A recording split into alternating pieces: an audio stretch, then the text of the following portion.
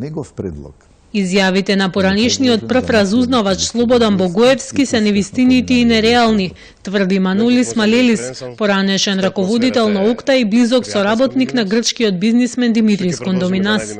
Десетина дена по барањето на Телма до Кондоминас за реакција на интервјуто на Богоевски во топ тема, во кое тој беше посочен како инволвиран во изборот на Никола Груевски како лидер на ВМРО ДПМН, наместо од Кондоминас добивме директен одговор од Малелис.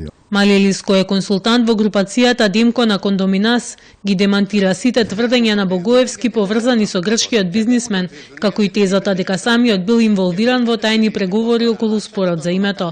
Изјавите на Богоевски дека Кондоминас го предложил Груевски како следен лидер на ВМРО ДПМН, според Малелис немаат никаква врска со реалноста. Тврдењата кои ги слушнавме за господин Кондоминас се невистините и нереални. Не постоеше никаква инволвираност на господинот Кондоминас и не би можела да постои вмешаност во некое внатрешно прашање кое се однесува на БРМ и нејзината влада. Малелис ги демантира и изјавите дека грчкиот бизнисмен профитирал од договорот за УКТА и тврди дека Кондоминас нема никаква допирна точка со оваа сделка. Сакам со сигурност да потенцирам дека господинот Кондоминас никогаш не беше вмешан во случајот со ОКТА, ниту временски гледано, тогаш тој немаше никакви инвестиции во регионот на БРМ и потенцирам дека сите овие тврдења се невистинити и нереални. Тврдењата дека е поврзан со тајните преговори меѓу Македонија и Грција за спорот за името, Малелис ги отфрла како невистинити, посочувајќи дека е само бизнисмен и немал никакви надлежности да биде вклучен во такви активности.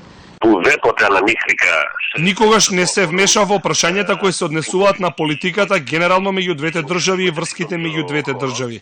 Министерството за надворешни работи на Грција е надлежно за овие прашања и јас немав никаква инволвираност во тоа затоа што немав никогаш институционална позиција која би ми дозволила да се вклучам во тие работи.